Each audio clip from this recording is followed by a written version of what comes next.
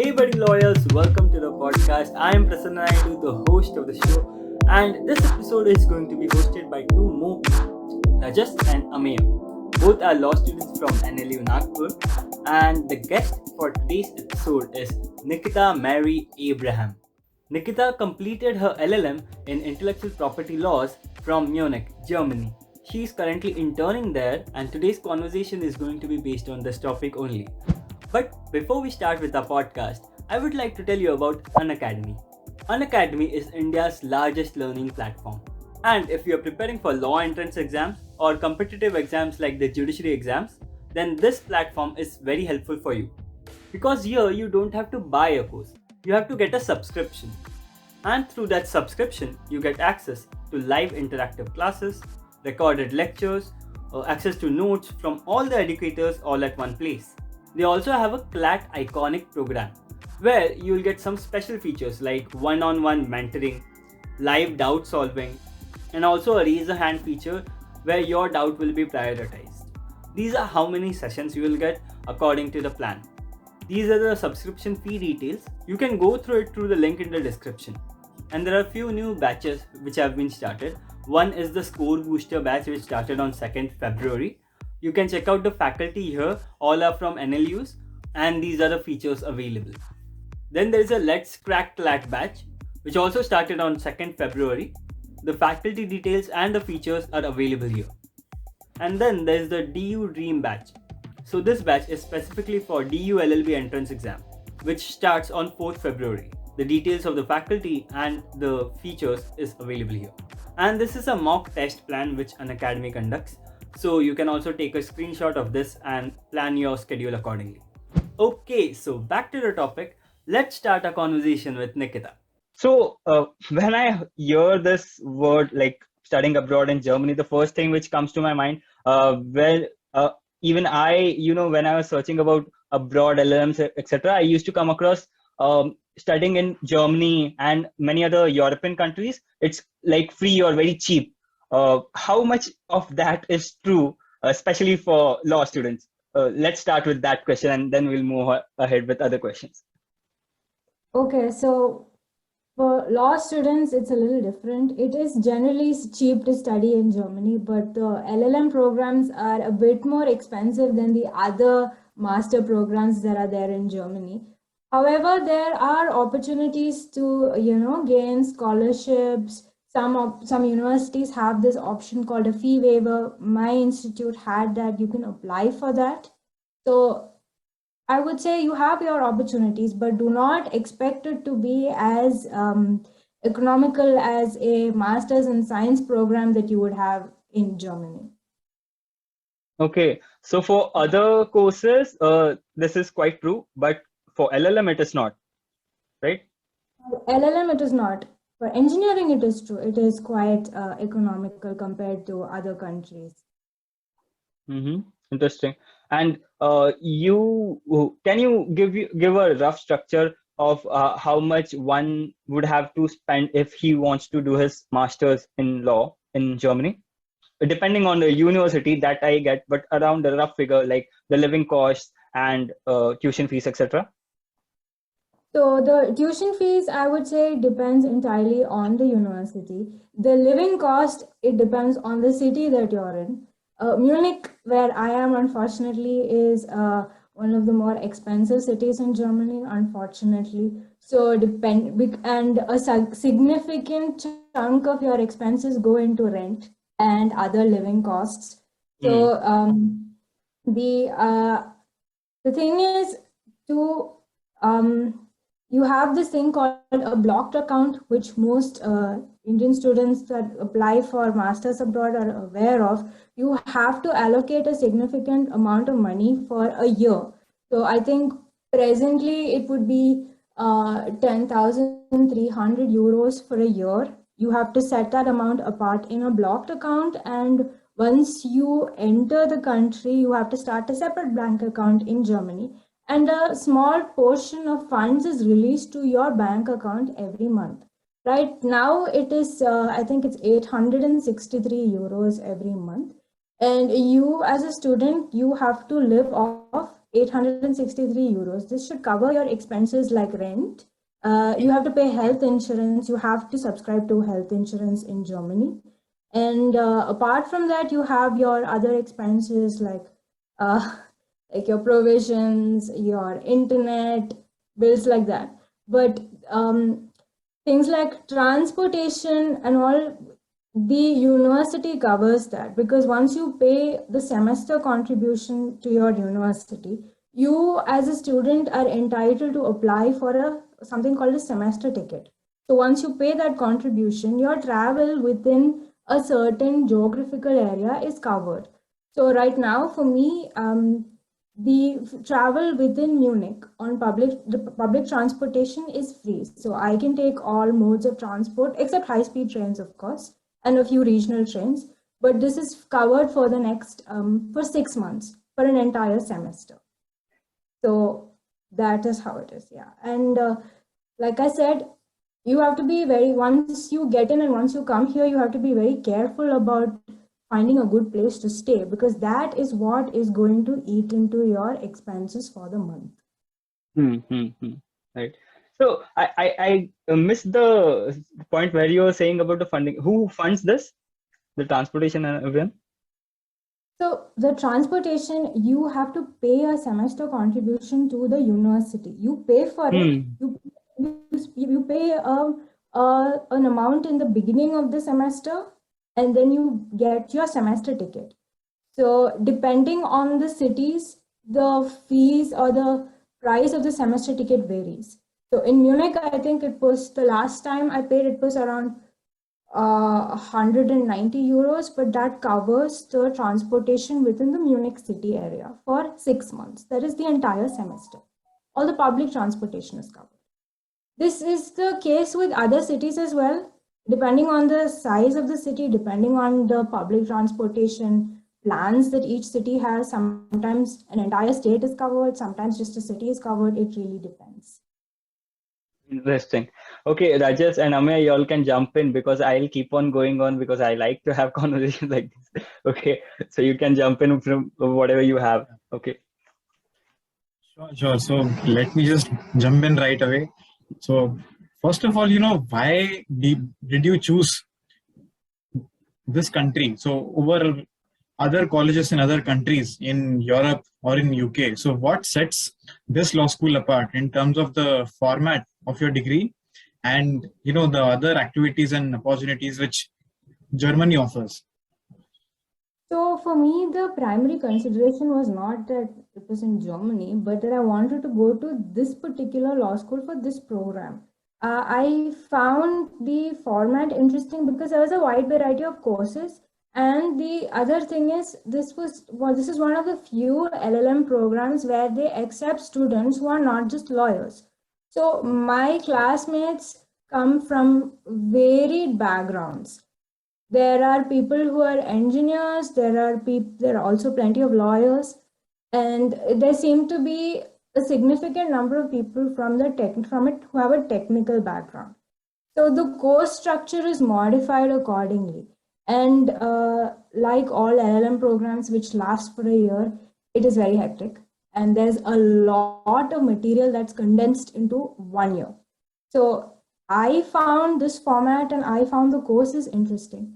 And additionally, personally for me, the fact that it was in Germany made a difference as well, because I mean, as part of the student life, you also get to travel. And when there are in a normal setting, if there are conferences or if there are events, you have the opportunity in let's say in Netherlands or in a university in Austria, you get to travel to go there in the normal circumstances. Right now, unfortunately, everything is online. That's a different story altogether. This is one of the reasons why I thought this program would be a good fit for me. Yeah, that's great. I mean, it was a good sales pitch of how you should pursue intellectual property rights from MIPLC. So basically, if I may know further, so where do you travel basically? Obviously in normal circumstances. So where all do you get the opportunity to travel? Do you mean like travel for fun, travel for what kind of travel do you mean? For everything, for conferences or for seminars or for field visits or whatever. See, uh, in a normal setting, unfortunately, my year was very different. My experience was very different from what the previous students had because a significant portion of it was online. There have been opportunities to visit the European Patent Office. One of its major administrative buildings is in Munich, so there's the opportunity to go there. And then there are a lot of important companies in Munich. I think BMW's office is in Munich. So, and BMW is one of the companies who are part of the internship program of MIPLC. You get to visit these offices, and then you also have opportunities to interact with persons from different companies. And let's say, I guess this is what I've heard my seniors say, they have had opportunities to travel to Rotterdam for conferences or even Vienna for conferences. Unfortunately for us, it was online, so let's not talk about that. Yeah. It Let's hope pains. everything gets back to normal as soon as possible. Let's see. Yeah. Did you also have any backup options if MIPLC wouldn't have happened? Or maybe you wouldn't have been able to make it through? Was there another university that you Yes, were considering? yes, I had applied to NUS Singapore as well, and I got in. But my priority was to come here, and because I like this program better. I had applied for the IP and IT LLM at Singapore, and I got in there first, and then I'd send the application to MIPLC. The application periods are different. I think for NUS it is October to December, but for MIPLC it's December to April. But I think if you're applying for the DAAD scholarship, you have to apply in October, which is an entire year ahead of the course starts. So yeah. And was there any consideration of, say, which course is more economical while you were selecting countries or while you were selecting courses? So if you want to look at which course is more economical, it would be the course at NUS, because the living expenses would be lower at Singapore compared to the living expenses in Munich. But I felt that for me, the people who would come to, let's say, a program at Munich would be more diverse, solely by virtue of the fact that you don't have just lawyers, you have people from other backgrounds as well. You get to meet a lot more people than you would otherwise, which is what I've heard from my seniors, and I also experienced that in my year here. Yeah. Right. So, what is the strength of the batch? The current batch. For when I was a student, I think it was maximum of 35 students, 35 students in a year. Yeah. That's good. So it's a very And, small. Yeah. Very small batch. So was IP always the only option that you wanted to pursue for LLM? Actually, I wasn't sure if I wanted to do an LLM in the first place. It was always in the back of my mind. IP was one of the subjects I found really interesting, but I wasn't sure if I would get bored of it. I don't know. I mean, I really enjoyed studying it in law school. I enjoyed doing the internships. And after all of this, I thought, okay, now I think it makes sense to do an LLM in IP because I really enjoy learning more about it. And I wouldn't find the LLM program taxing. So that was one of the considerations, yeah. Even I used to get bored while studying IP in college. But when I started creating content, I understood the importance of it. No. I wasn't bored studying IP in college. Yeah. IP was I was telling about myself. Okay. Yeah, there are a few like that who mentioned that they don't like studying the subject. It's really boring. Okay. Yeah. And So, please go ahead. Yeah, nothing. I was just asking Nikita, how many times have you gone to your college, your university? And just tell us more about MIPL. So a significant when the program started, it was a hybrid mode. I think that's how courses have been for the past 2 years, I'd say. So some of us were in Munich because some of us made it in time before borders closed and visas were available. Some people were unfortunately still back home and they were like slowly trickling in, reaching the country. So the initial few classes were in person. After that, I think Europe in general became really strict with lockdowns again, so everything went back into lockdown. So the advantage for us, or let's say the only advantage was that for us, we had study rooms in campus. We were allowed to use that. So that was a good difference. So I could go there and study. I didn't have to be bound by studying in my room, in my apartment. And my other classmates who were in Munich at that time, some of them would also come. So like that, we got to meet people. So yeah, it was a very different experience from what was expected. But I guess that's what you can say about study during a pandemic. Yeah. Yes.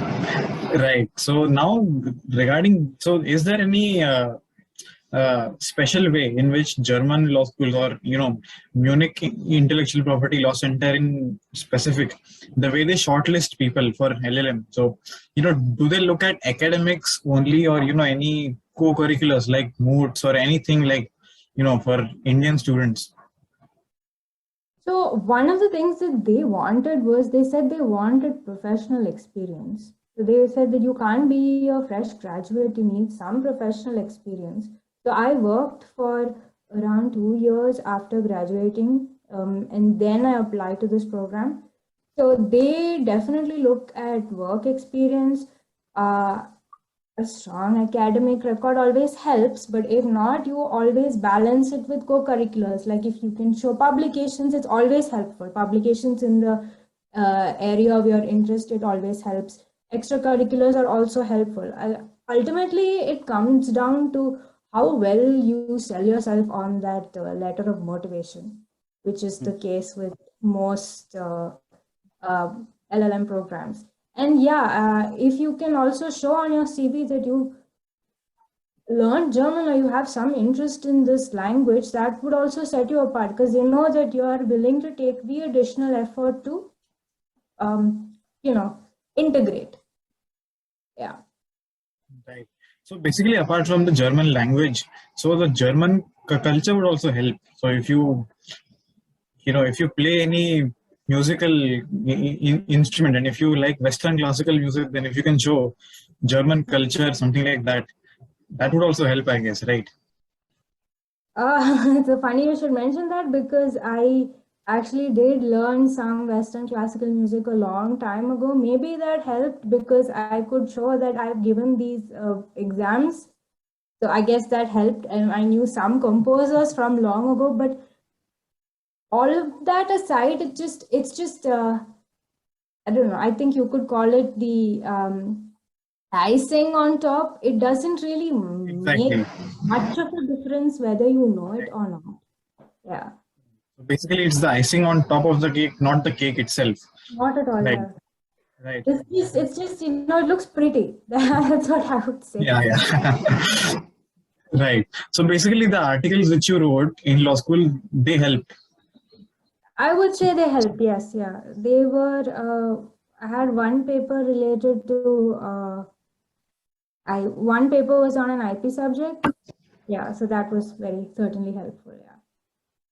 And I also participated for a moot court competition, an IP moot court competition that we didn't qualify, unfortunately, but then it was actually when I was preparing for the moot that I realized, this subject is interesting. Okay, I mean, maybe doing an LLM is going to be nice, or maybe this subject is worth pursuing.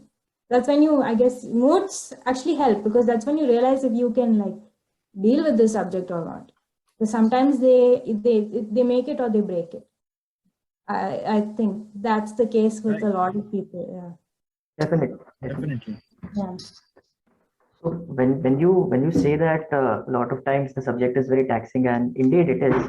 So how is the teaching pattern at MIPLC that makes it different from what we follow in India, or is there a difference in the first place? Like how the classes are taken, how are they teaching you? Like, how is the pedagogy? So with respect to the teaching, I would say that I mean, back home at least for our classes, I didn't really do a lot of reading before going for the classes, and I think that makes a difference because over here I was amongst the I was actually the youngest student in class over here, and I was with people who were far more experienced than me. So knowing something about the subject a little bit, reading up in advance, it really helps because it makes a discussion a lot more engaging. You ask better questions, and I think people who go for their masters are more invested in learning and in finding more about it, finding out more about the subject. So the class itself is uh, is more vibrant and engaging. I think that difference just comes from the fact that everyone is, you know, invested in doing in their higher studies. We don't probably put in that much effort in our undergraduate days. It's just a sad fact. Yeah. And like the evaluation pattern is that you have to submit a dissertation by the end of the LLM program. Yes. So we have to submit a thesis at the end of the year, and it takes up a significant portion of the credits. So the thesis can actually make or break your grade. I mean, you have to do well for the exams, and for that there was something called a seminar paper as well, where you had to submit a paper and do your presentation on it. But if you do well on the thesis, significantly brings up your grade. And how many subjects do you study in a semester or in a year? Okay, there are actually a lot of subjects. So I would say that in the first semester, or at least in the first few months of the first semester, there are 4 compulsory modules for all students. So there's a module on trademarks, patents, copyright, and one module called cross-cutting. So in every module there will be a subject called US law, EU law. So that itself takes up a significant portion of the subjects taken. And in the cross-cutting module, there were additional subjects like there was EU law, so that you would understand the framework of the institutions in EU. There was competition law, an introduction to competition law, and conflict of laws to understand how to understand the application. And there was one more subject. I think it was called international EU law, international IP law. Yeah. Oh, So that there was a lot of subjects within the first 4 basic modules itself, which were compulsory for everyone. And then after that, you get to choose your electives. Yeah. So I think the basic modules itself, the subjects, there must have been at least 12 to 15 subjects. Yeah, totally. Yeah. It's quite heavy. right.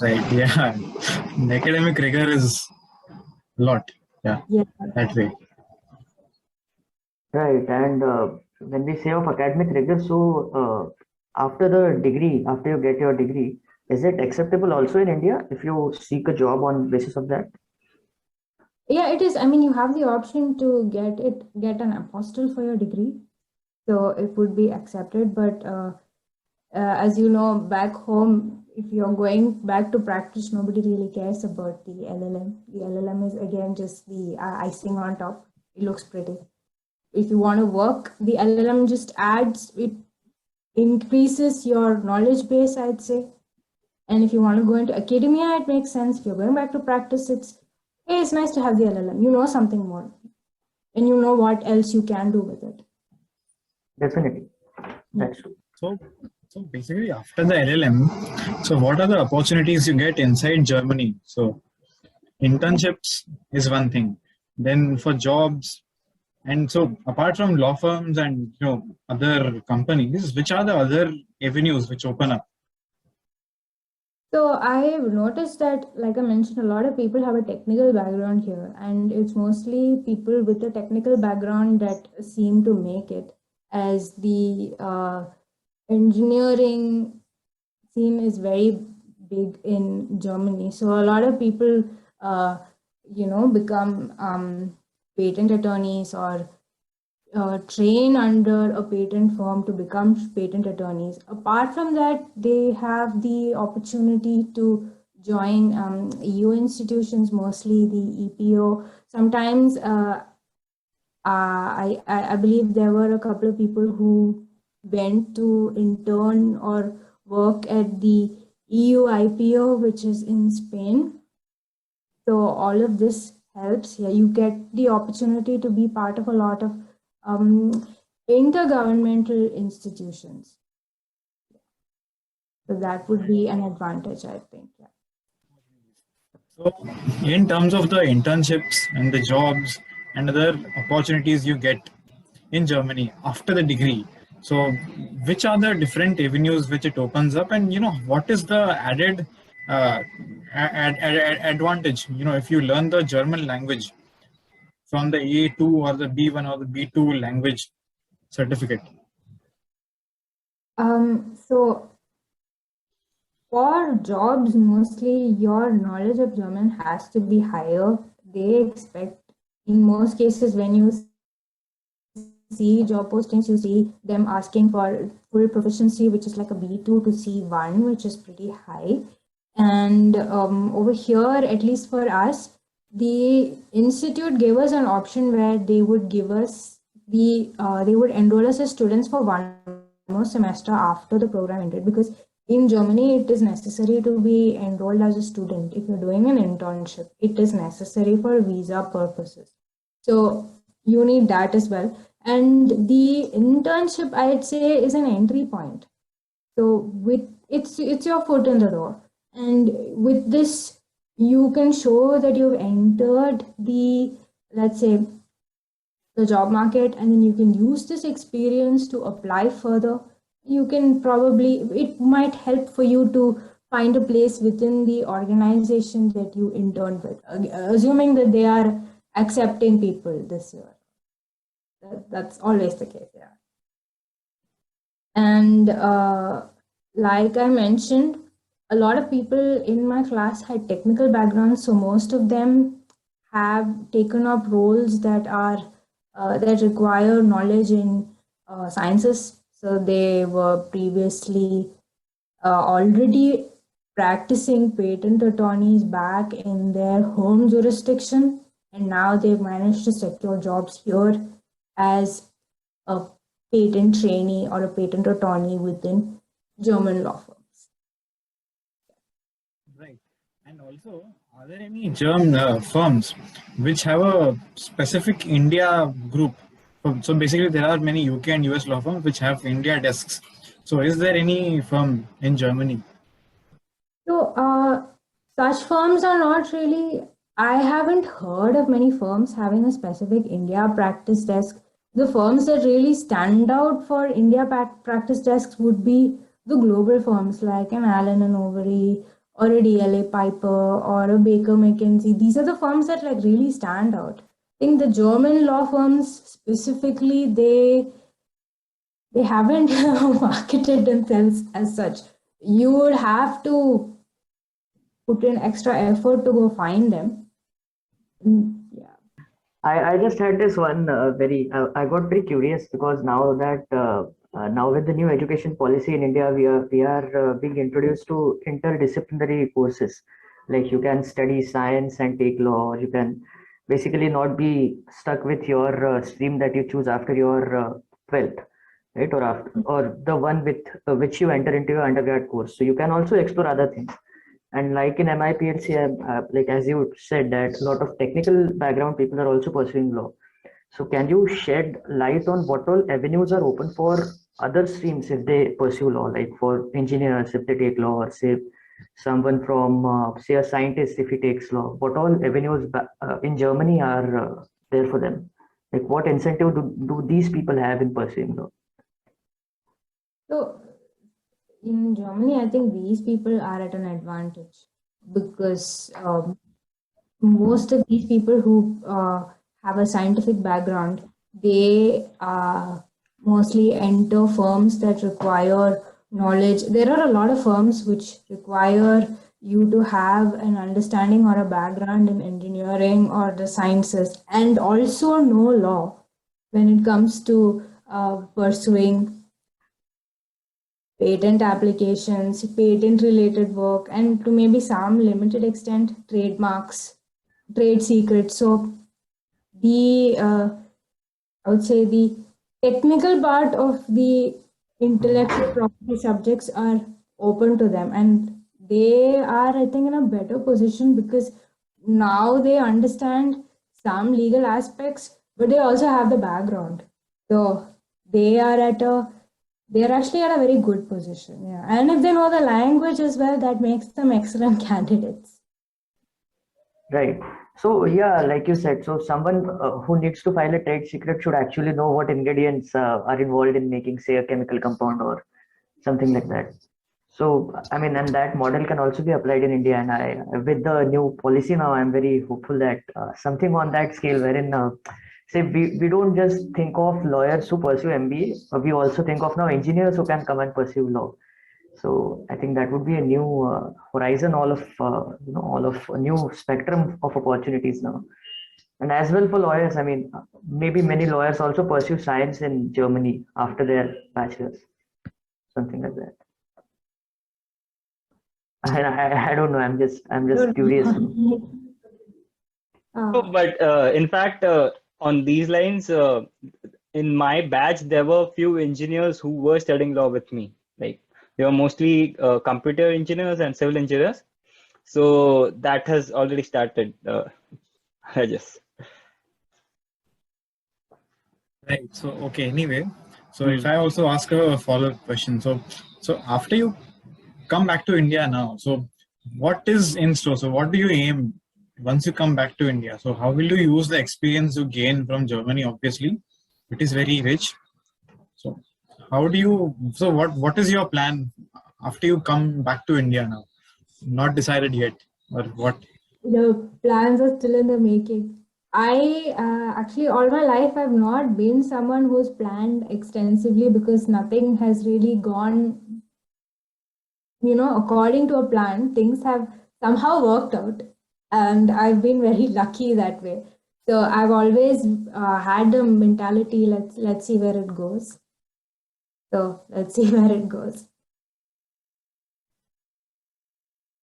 Right. And so back a few minutes back, we were also talking about the application process at MIPLC and what all, like learning German, having known to some German language or culture is an add-on to it.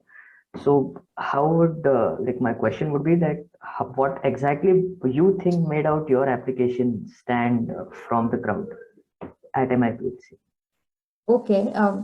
So like I mentioned earlier, and I think you had also asked this question about Western classical music. I had mentioned that in my letter of motivation, so that was the icing, I would say. But apart from that, during my days at Noals, most of my internship experiences were very varied. So I think I always, it was not very, I wouldn't call it streamlined per se because I was very interested in trying everything once before I decided what I wanted. So I had like a lot of diverse experiences like that. I think that helped because I was able to properly formulate why I think I'd be a good candidate. And I also was able to show that I am interested in arts to an extent. So when you apply for an IPLLM, I think if you show that you have some interest in arts or if you have some creative tendencies, that also helps. But apart from that, like I said, a good academic record helps. If that has not been the case, then you use your co-curriculars to balance it out. Moods help, paper publications, paper presentations. Even I mean, over here, since work experience was required, if you can show that there's been incidents in your career which have been a focal point, or if you've learned something from them significantly, that also helps, um, helps you craft a good letter of motivation, and it makes it stand out. What I noticed is that most SOPs are rather they expect you to be very crisp and to the point. I think the word limit is quite small. I think for most of them it was less than 1,000 words, which is quite difficult actually to like properly explain yourself and explain why you'd be a good candidate. Over here, I think the advantage was that the word limit was a bit bigger. You could really explain why, who, what, everything, but the you Right. have to learn to be crisp, which is something I think a lot of us have are yet to learn. Like to get to the point, say what you want, but get to the point and say it nicely while you're doing it. Yeah. Right. I like one follow-up question before I put a full stop to my questions. So, what about letter of recommendations and like how from whom did you get it, and were there a necessity of letter of recommendations at MIPs? Yes, I think you needed two. At least I submitted two. One was from one of my professors at Noels, and one was from a senior lawyer that I had worked under, especially since they said that they needed you to have professional experience before applying for this program. So I think anyone applying here should also adopt a similar format. You need one from somebody who you worked with professionally, and one from an academician or your professor who knows you well. Yeah. Right. Right. So with this, so I would we come to my favorite part of the interview. So we call it on your fingertips. It's basically a rapid fire round, but we call it on your fingertips. So basically, let me just ask you straight away: any two things in your bucket list?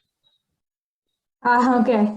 So one thing for sure is going to attend the Oktoberfest. It has been eluding us for the past 2 years. I've been in Munich for like almost 1.5 years, and both in 2020 and 2022, 2021, it hasn't happened.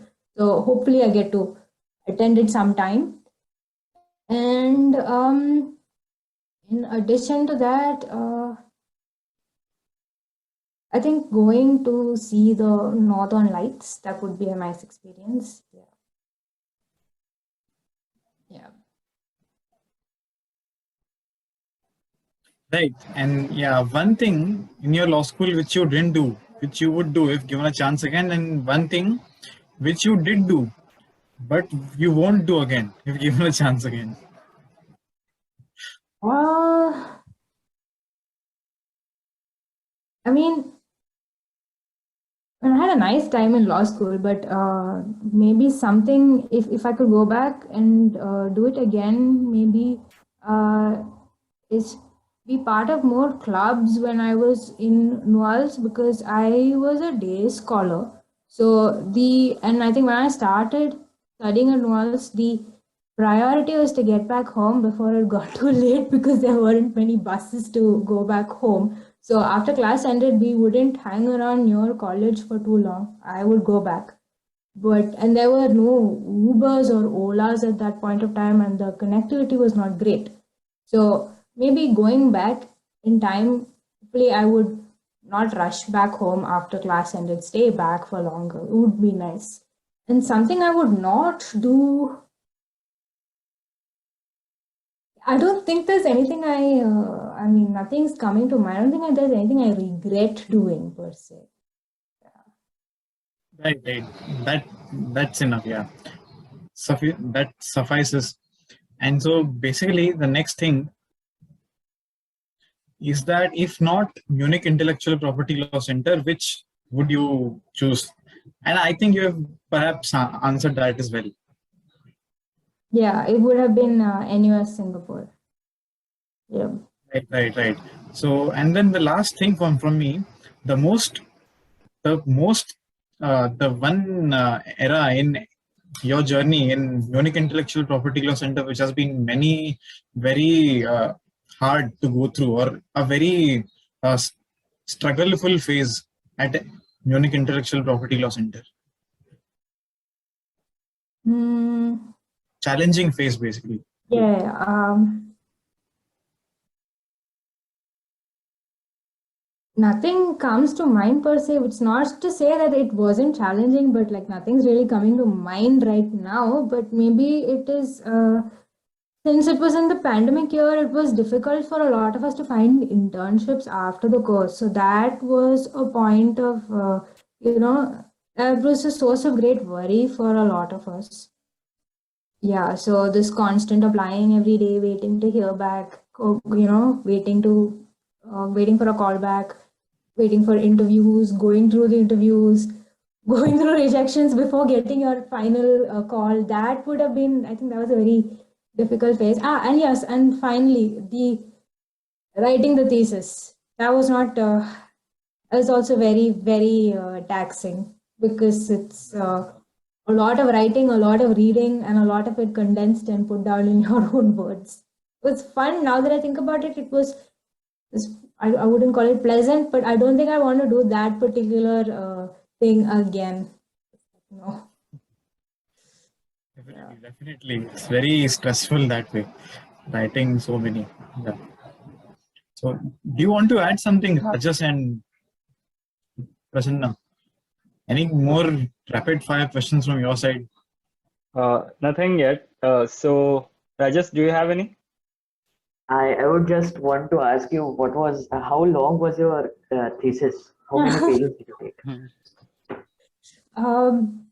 So my thesis from cover to back page was 80 pages. You should not follow my example. I just really enjoyed writing, and I really liked the Correct. subject as well. So yeah, it was a very, very long thesis. And how many footnotes did you incorporate? How many? I don't remember actually right now. I'll have to go and check that, but I can tell you from front to back it was 80 pages. That I remember. Yeah. Just, Must have been. printing and binding took a long time. And printing and binding is all sponsored by the university then? No, it's not. They printing actually was printing. I could do it on the premises. Biting, I had to go to another stationery shop for them to do it. But it was pretty thick, so it took a lot of time for it to like get set and everything. Yeah. And then There's a system where all the theses get, in a law review or in a book, something like that. So that you can just show your thesis to the entire world that way. You mean publication after the thesis? Yeah, that way. Yeah. So they do have that. I think right now the selection process is going on. I think it takes some time. So whether your thesis gets published or not, I think it depends on the subject you chose to pursue in your thesis, also the marks you got for the thesis, and if I think if your supervisor recommends it also that, I mean, if your supervisor recommends that this be published, it's definitely going to be published, I'd say. Yeah. Right. And okay, the last thing, what was the topic of your thesis? Last thing, if you can share. Yeah, sure. The topic of my thesis was it was a copyright problem. So it was called the orphan works problem. So it was a comparative analysis of what India can learn from the treatment of orphan works in EU and US. Wow. and how long did your viva last then for the dissertation? Actually, for the thesis, we didn't have to defend it. There was no viva. We just had to submit it. That's it. Yeah. Okay. I hope Rajesh and Amaya went through a virtual Germany LLM in Germany tour. I have Yes, your yes, answers absolutely. Okay. So before ending, so I'll ask this one question which I usually ask in all the episodes of Budding Lawyers podcast. Please share the most memorable incident from your career. Like it can be anything from your law school in India or in the law university in Germany, or some incident from your workspace, anything, but the most memorable one. I think like because we were talking about the thesis, at least for me, the most memorable thing would be the thesis grade that I got, which I'm actually very proud of. So yeah. Okay, interesting. So, how was this? Did they conduct a virtual ceremony or something like that for Yeah, after the? this year Hmm? it was a watch ceremony actually, and we had to go pick up our certificates later, or they would post it to our address. Hmm. Yeah. Great. Uh, Thank you so much, Nikita, for sharing all your insights of studying in Germany, and addressing all the minute questions asked by us. Thank you so much for being part of this podcast. And thank you so much for listening to this podcast. If you like this episode, then you must also check out our other episodes available here and follow us here so that you don't miss out a new episode. Thank you. And thanks for having me. Yeah, thank Oh, you so yeah. much.